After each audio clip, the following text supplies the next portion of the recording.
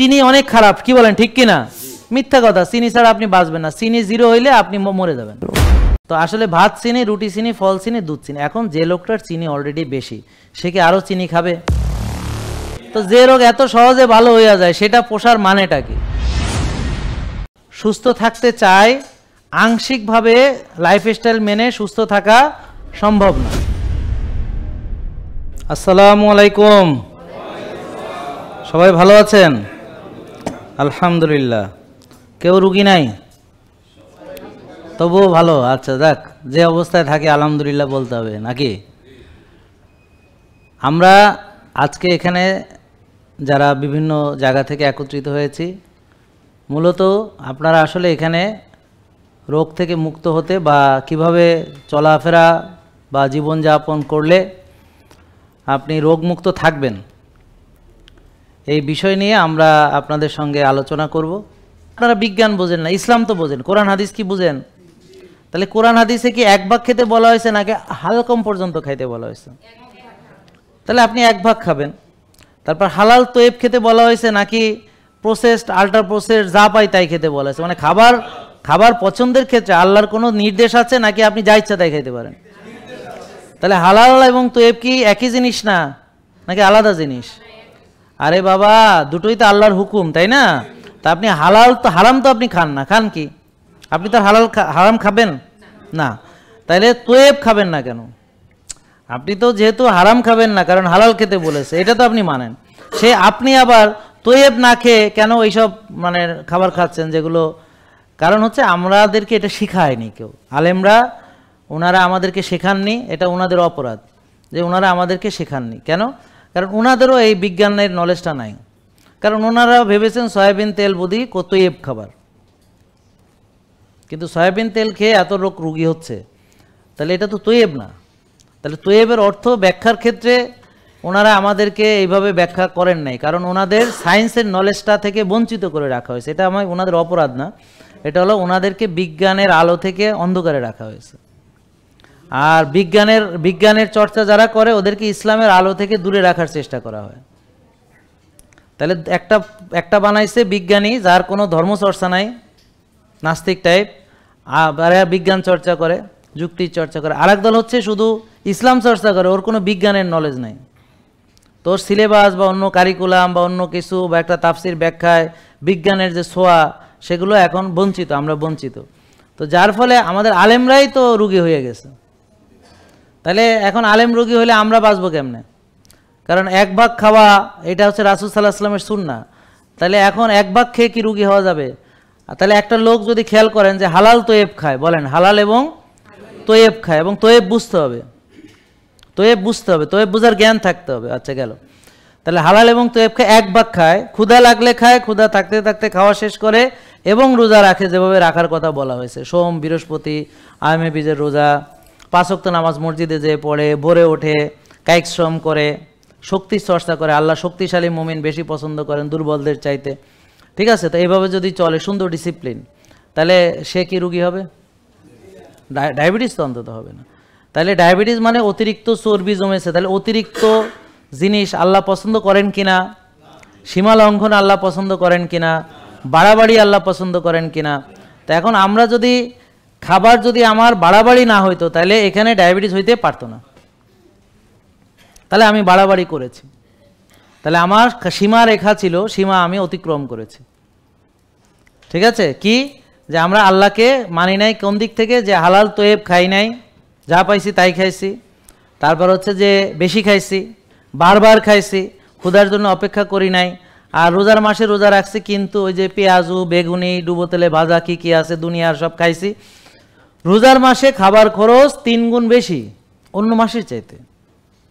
তার মানে রোজা রেখে আপনি 3 গুণ জাদা খেয়েছেন, 3x পাওয়ারফুল খাবার খেয়েছেন, 3 গুণ বেশি খেয়েছেন নাকি? তো তাহলে এই হলো আপনার সিয়াম সাধনা, এই তাকওয়া অর্জন।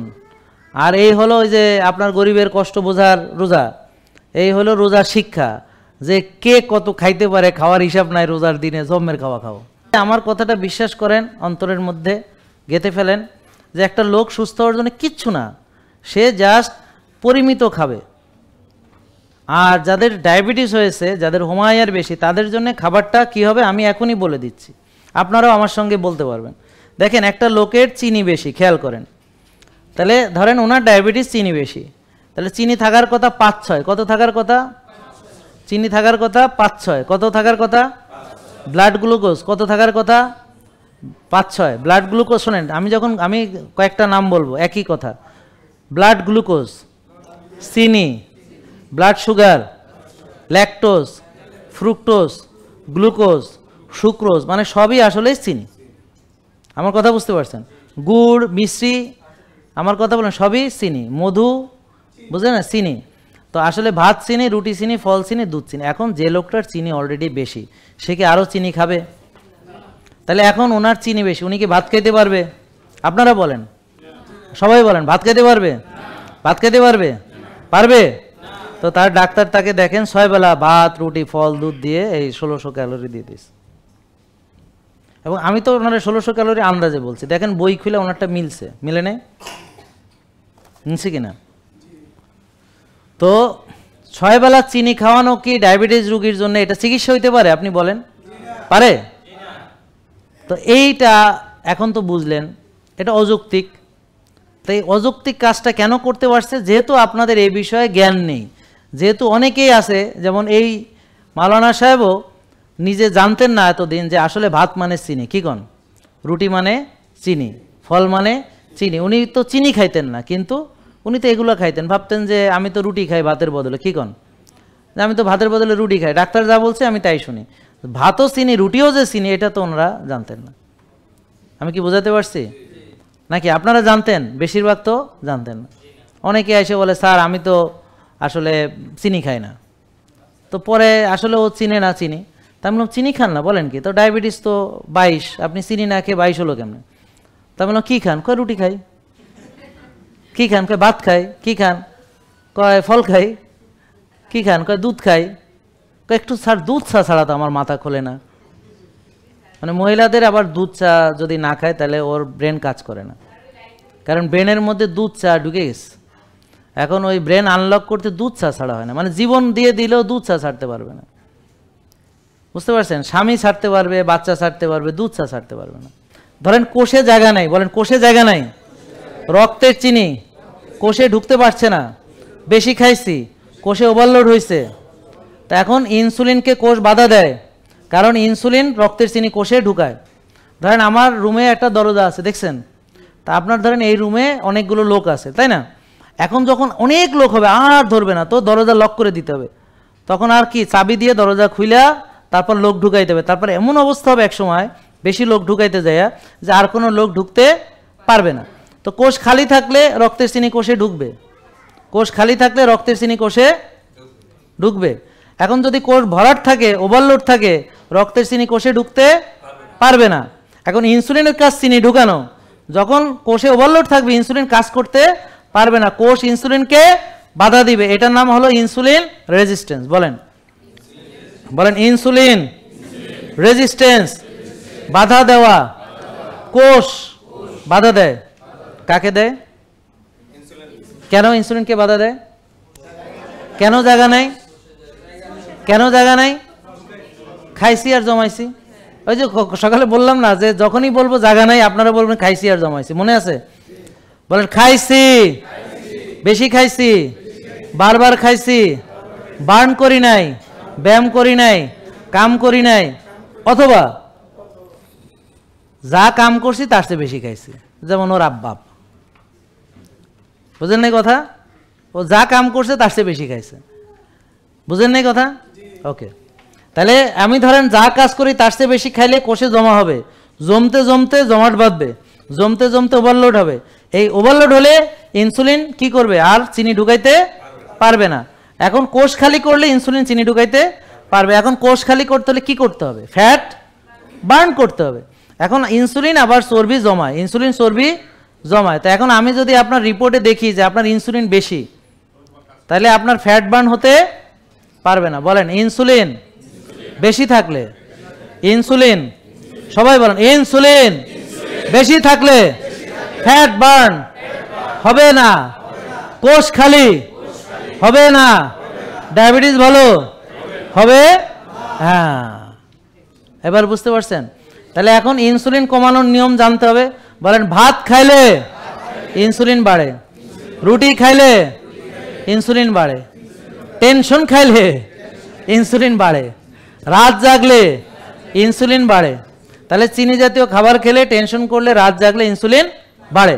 তাহলে আপনি যদি ইনসুলিন কমাতে চান তাহলে মাইন্ডফুল প্র্যাকটিস করতে হবে, শ্বাসের চর্চা করতে হবে, মানসিক প্রশান্তির চর্চা করতে হবে, আল্লাহর উপরে তাওয়াক্কুল করতে হবে, রাত্রে ভালো ঘুমাইতে হবে, আর প্রসেসড ফুড খাওয়া যাবে না, আর রুটি বা চিনি এইগুলো খাওয়া যাবে না।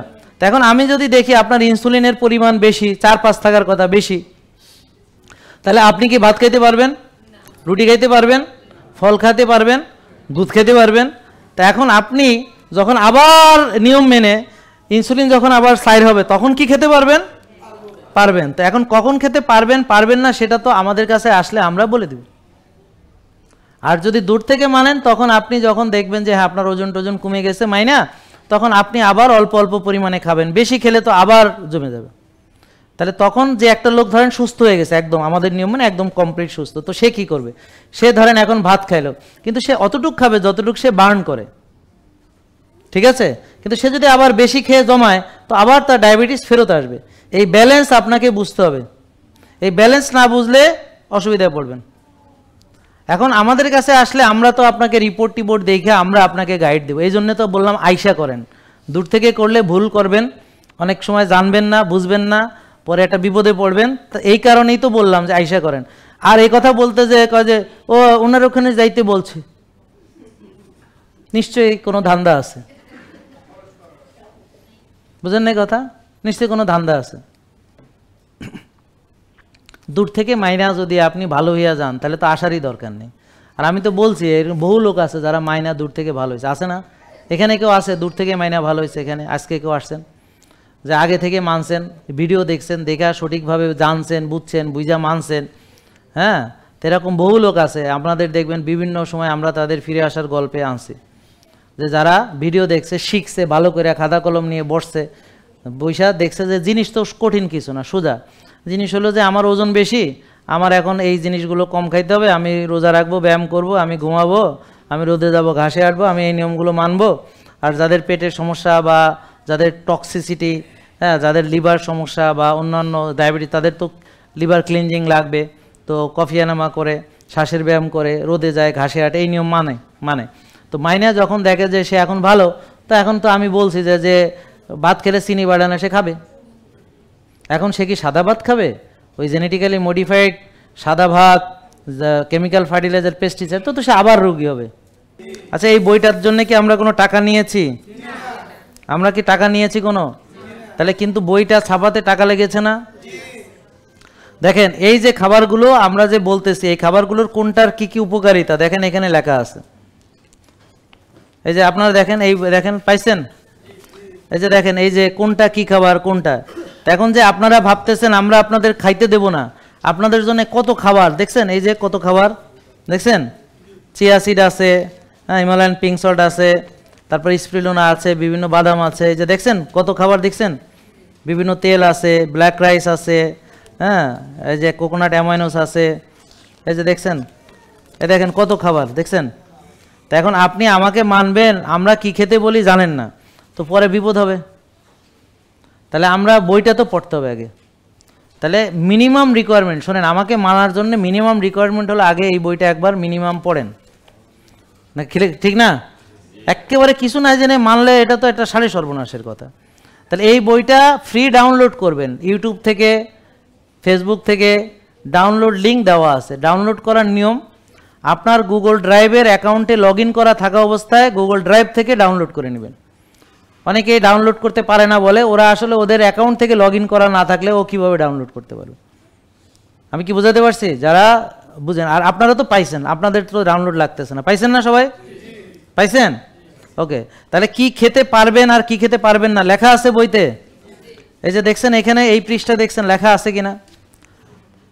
মনে রাখবেন, আপনি যখন একটা জিনিস বাদ দিবেন আর একটা জিনিস না ঢুকাবেন, সে ফর এক্সাম্পল আপনি ভাত রুটি ফল দুধ বাদ দিলেন, কিন্তু পানিতে পিঙ্ক সল্ট মেশান না, বা ডাবের পানি খান না, বা ভালো এমসিটি খান না, কয়েকদিনের মধ্যে মাথা ঘুরে না পড়লে আইসে আমারে বলবেন। শুধু মাথা ঘুরে না, বসা থেকে চড়লে এমনি চলবেন। বুঝতে পারছেন? এটা তো আপনার অজ্ঞানতার ফল, না জানার জন্যে, যে আপনি যে জানেন না, আপনি যে অজ্ঞ এই কারণে। তো এই জন্য জানতে হবে একটা জিনিস, আর আমরা এখানে শেখাইতে চাইতেছি। তাহলে আপনারা শিখবেন না, এটা তো কেমন কথা? আপনারা শিখতেছেন? পাইছেন? এই পৃষ্ঠার নাম্বার দেখেন মেলে কিনা, 29-30 নাকি? তাহলে দেখেন আপনারা যে খাবার নিষেধ, আবার খাইতে বলছি কত কিছু। দেখেন কি কি চর্বি খাইতে হবে, মানে যারা শুরু করবে আমাদের নিয়ম হবে, যেমন organic, centrifugal extraction, extra virgin, cold pressed coconut oil, এই যে এটা। আর হচ্ছে রান্নার জন্য কোকোনাট কুকিং অয়েল, এই যে এটা। তারপর হচ্ছে আপনার ঘি তো দেখাইছি। তারপর হচ্ছে ঘানি ভাঙ্গা খাঁটি সরিষার তেল, কাঠের ঘানি। তারপর হচ্ছে অর্গানিক সেন্টিফিক্যাল এক্সট্রাকশন অলিভ অয়েল, এই যে অলিভ অয়েল, এই যে। তারপর হচ্ছে আপনার এমসিটি অয়েল, এই যে এটা হচ্ছে এমসিটি, C8 এমসিটি। এগুলো বিস্তারিত বইয়ে লেখাও আছে, আবার আমার ভিডিওতে ইউটিউবে লিখবেন এমসিটি ডক্টর জাহাঙ্গীর কবির, তাহলে এমসিটি সম্পর্কে আপনি আরও বিস্তারিত। আমরা তো আর একদিনে তো সব ভাই শিখাই দিতে পারবো না, এটা তো অনেক দিনের শেখানোর ব্যাপার। তারপর হচ্ছে অর্গানিক ম্যাকাডেমিয়া বাদাম আছে। তারপর হচ্ছে পিকান বাদাম, আখরোট বাদাম, পেস্তা বাদাম, পাইন বাদাম, কাঠ বাদাম। আর হচ্ছে খাঁটি গরু, দেশি গরু, যেই গরু যেকে লাইফস্টাইল ফলো করে, মানে ঘাস খায়, সরে বেড়ায়, রোদে যায়, হ্যাঁ, এক জায়গায় বাধা থাকে না আর কি। হ্যাঁ, তাহলে ওই গরুর মগজ পায়া, ওই খাসির মগজ পায়া, জাত দেশি জাত। হ্যাঁ, তারপর হচ্ছে বন ব্রত, এই যে মা বোনরা আপনারা ইউটিউবে সার্চ দিবেন কিভাবে বন ব্রত বানাতে হয়। ওই পায়ের মতোই একটা জিনিস, কিন্তু ওটা একটা স্যুপের মতো।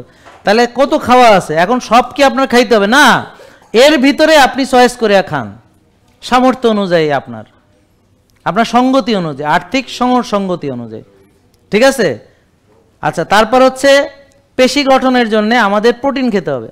তাহলে কি কি প্রোটিন আমরা খাবো? সামুদ্রিক চর্বিযুক্ত মাছ, দেশি গরুর চর্বিযুক্ত গোশত শাকসবজির সাথে, দেশি খাসির চর্বিযুক্ত গোশত, দেশি মুরগি, দেশি হাঁস, দেশি কবুতর, দেশি মুরগির ডিম, দেশি হাঁসের ডিম, এবং অর্গানিক হোয়ে প্রোটিন। তো যারা জিম টিম করে, হোয়ে প্রোটিন আছে, অর্গানিক হোয়ে প্রোটিন। ওকে একটু পানি খাও, বাইরে নিয়ে একটু পানি খাও, যে এসির তলে, হ্যাঁ ঠান্ডা লেগে গেছে। আর শর্করার ভিতরে দেখেন কি কি খাবেন যখন আপনি মেনটেনিংয়ে আসবেন। Organic black rice, organic buckwheat, organic quinoa, organic steel কার্স ওটস, সকল সতেজ টাটকা শাক সবজি, বিভিন্ন রকম পালং শাক, পুঁই শাক, পাট শাক, লাউ শাক, লাল শাক, ডাঁটা শাক, কচু শাক, মেথি শাক, মূলা শাক, হেলেঞ্চা, কলমি, সরিষার শাক ইত্যাদি। প্রায় সব ধরনের টাটকা সবজি, যেমন ফুলকপি, বাঁধাকপি, ব্রোকলি, টমেটো, ঢেঁড়স, লাউ, বরবটি, শিম, লতি, বেগুন, চিচিঙ্গা, মূলা, গাজর, সবুজ মিষ্টি কুমড়া, সকল রকম ক্যাপসিকাম ইত্যাদি। সালাদের ভিতরে শসা, টমেটো, গাজর, লেটুস পাতা, কাঁচা পেঁপে ইত্যাদি। তার মানে প্রচুর খাইদাই আছে। এরপর হচ্ছে অ্যালকালাইন পানি আছে। তারপর ডিটক্স ওয়াটার কিভাবে বানাতে হয় আমার ভিডিও দেখে নেবেন, কিভাবে ডিটক্স ওয়াটার তৈরি করতে হয়। ডাবের পানি মাঝে মাঝে খাইতে হবে, এবং অবশ্যই কচি ডাবের পানি শুরুতে খাইতেই হবে কম বেশি, তা না হলে পটাশিয়ামের লেভেল কমে যাবে যতক্ষণ আপনি মেনটেনিংয়ে না আসছেন, ঠিক আছে? যেহেতু ফ্রুটস বন্ধ আছে, হ্যাঁ, তা আপনার কলা খাইতে পারছেন না, তারপর আপনার পটাশিয়ামের জন্য এটা দরকার, অবশ্যই প্রচুর সবুজ শাকসবজি খেতে হবে। তারপর হচ্ছে গ্রিন জুস কীভাবে বানাতে আমার ভিডিওতে দিয়ে দিস, ওই গ্রিন জুসের ভিডিও নিয়েই ওরা স্লিমিং জুসের অ্যাড দেয়, দিয়ে ওই আপনাদের প্রতারিত করতেছে। তো খবরদার, ডোন্ট বিলিভ, এগুলো বিশ্বাস করবেন না। তারপর হচ্ছে অর্গানিক টার্মারিক বুস্টার, হলুদ চা, আমি ওদিন নিজে বানাইয়ে দেখাইছি, এবং স্মার্টলি খাইতে হবে। ওখানে আমি একটা কাচের স্ট্র কিনে আনছি, ওই কাচের স্ট্র দিয়ে সুন্দর একটা গ্লাস, তার ভিতরে ফ্রোথ করে ফোমিং করে, যারা হলুদ খাইতে পারেন, আমাদের এই হলুদটা আপনারা আমি যেভাবে বানাইছি বানায় দেখেন, খাইতে টেস্ট লাগে, মজা, ঠিক আছে? তারপর হচ্ছে অ্যাপেল সিডার ভিনেগার।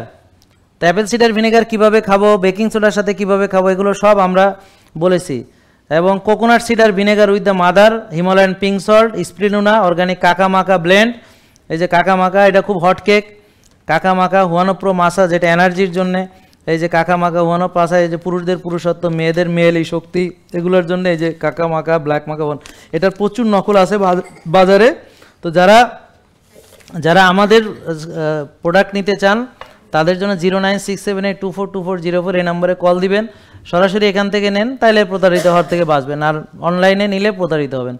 আর আমাদের ওয়েবসাইট কোনটা সেটা শিখে নেন, www.ultimateorganiclife.com।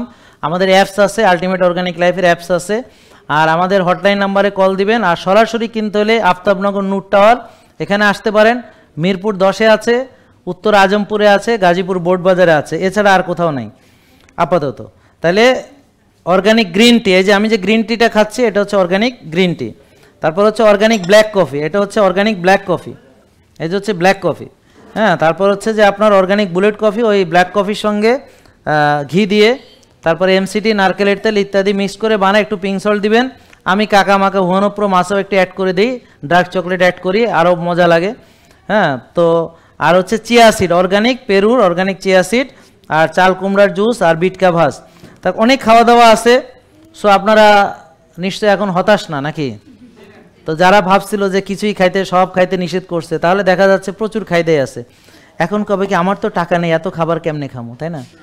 তো যার টাকা নেই সে তার সামর্থ্য অনুযায়ী পরিমিত খাবে, তো ফ্রিগুলো করবে, যেমন রোজা রাখবে, টাকা লাগে না, ব্যায়াম করতে টাকা লাগে না, রোদে যেতে টাকা লাগে না, ঘাসে হাঁটতে টাকা লাগে না, হ্যাঁ, সকালে উঠতে, হ্যাঁ, উঠে নামাজ পড়তে যেতে টাকা লাগে না, তাহাজ্জুদ পড়তে টাকা লাগে না, বুঝতে পারছেন? তো আল্লাহকে ডাকবে, সুস্থতা আল্লাহ দিবে। ঘাসে হাঁটতে কোনো টাকা লাগে? তো ফ্রি ভার্সন যেগুলো আছে, শ্বাসের ব্যায়াম করবে, কোনো টাকা লাগে না। তো এই যেগুলো সে ফ্রি সেগুলো করবে। সুস্থ থাকতে চায়, আংশিকভাবে লাইফস্টাইল মেনে সুস্থ থাকা সম্ভব না। তো কেউ ব্যায়ামে গুরুত্ব দেয়, আমরা ব্যায়ামকেও গুরুত্ব দিই। কেউ ইয়োগা করতে বলে, আমরাও করি। কেউ মেডিটেশন করতে বলে, আমরাও করি। কেউ বলে তুমি জিম করো, আমরাও জিমে যাই। কেউ বলে তুমি খাবার নিয়ন্ত্রণ করো, আমরা সেটাও করি।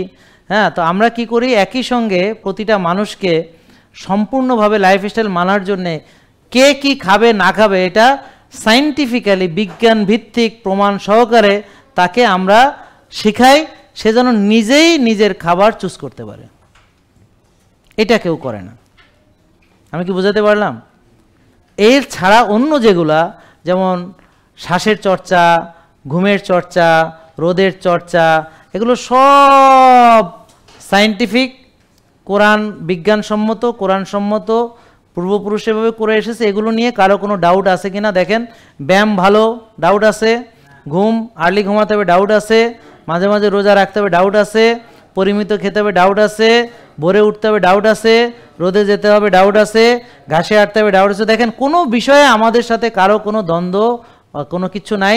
আমরা যা বলি সব পৃথিবীর সবাই যারা সুস্থতার চর্চা করে সবাই এটা মেনে নেবে। শুধু ভাত কেন খেতে পারছেন না, এই ভাতটা কে খেতে পারবে, কেন পারবে, কিভাবে পারবে, আর কে পারছে না, সব বুঝালাম। এখন আপনারা বুঝলে হলো, আর না বুঝলে খান আপনার মন মতো। ক্লিয়ার?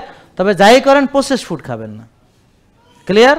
তাহলে আমরা সুস্থ থাকতে হলে ফার্মের ডিম, ফার্মের মুরগি, চাষের ডিম, চাষের মাছ, চাষের গরু, চাষের ছাগল, চাষের সবজি, এগুলো খেতে পারবো না। Process food, ultra process food খেতে পারবো না। আর কে ভাত খাবে খাবে না সেটা রিপোর্টে বলে দিব, ওটা আমি বলতে পারবো না। ওকে? আর বাকি যে নিয়মগুলো বলেছি এগুলো ইউনিভার্সাল। এটা আপনার কোনো রোগ না থাকলে এভাবে চলতে হবে, আর রোগ থাকলেও এভাবে চলতে হবে। যার রোগ নেই এভাবে চলবে, সে রোগ হবে না কোনো দিন ইনশাল্লাহ। আর যার রোগ আছে এভাবে চললে সে রোগ থাকবে না। ওকে? আসেন। হায় হায়, ও সবার শেষে কথা জিজ্ঞেস করলো এতক্ষণ পরে। হ্যাঁ বলেন। হ্যাঁ এখানে এখানে, হ্যাঁ এইটা কাছে রাখেন। স্যার, আমি জানতে চাচ্ছিলাম যে আমার মেয়ে 7.5 বছর বয়স, ওকে, তো ওর চোখের ভীষণ প্রবলেম। ওকে, তো এখন আমি চাচ্ছিলাম যে লাইফস্টাইল মেনে এটা সলিউশন করা সম্ভব। বোন আপনি একটা কথা বলেন, ধরেন চোখ ওর দুটো নাই, তো কি লাইফস্টাইল মানবে? না থাকলে তো মানবে কিনা? জি না, মানবে না। চোখ না থাকলে কিভাবে মানবে? আল্লাহ, আমাদের অন্ধভক্ত আছে তো। আচ্ছা, না তাহলে ও কি খাবে না চোখ না থাকলে? জি জি খাবে। না মানে একটা লোকের যদি অন্ধ হয় জন্মান্ত, হ্যাঁ সে কি সয়াবিন তেল খাবে? না না না। তো সে কি ব্যায়াম করবে না? মানে কথা বুঝতে পারছেন? জি জি। তো তার মানে অন্ধ হলেও সে কি করবে? এটা মানবে মানবে। আর যদি ওর চোখ ভালো থাকে তাইলে কি মানবে না এটা? হ্যাঁ অবশ্যই মানবে। তাহলে এখন ওর এটা মানার জন্য কি চোখ নষ্ট করা লাগবে? না, এখন মাইনে ভালো হবে কিনা আপনি মানেন, মানার পরে আইসে বলেন যে ভালো হয়েছে কিনা, কিন্তু ওর চোখ ভালো হবে কি হবে না, কিন্তু ওকে তো অবশ্যই সুস্থ খাবার খেতে হবে, এটার ব্যাপারে আপনার কোনো সন্দেহ আছে? না, না, না, রোদে যেতে হবে, না, না, আর্লি ঘুমাতে সন্দেহ হবে, নেই। ভোরে উঠতে হবে, তাহলে এগুলো না মানে ওর কোনো উপায় আছে? না না না তো তাহলে আর আপনি না, আমি- শর্ত সাপেক্ষ কেন আপনি মানেন? না, না, আমি- এখন আমি বলতে পারি যে আমার চোখ ভালো হয়েছে এটা মেনে, যেমন ওই যে মুরব্বী একজন দাড়িওয়ালা এবং লাল দাড়ি, টুপি পরা, চশমা, আপনি কি নামাজ পড়ার জন্য ওয়েট করতেছেন বাবা? উনি কি নামাজ পড়ার জন্য ওয়েট করতেছে? জিজ্ঞেস করো।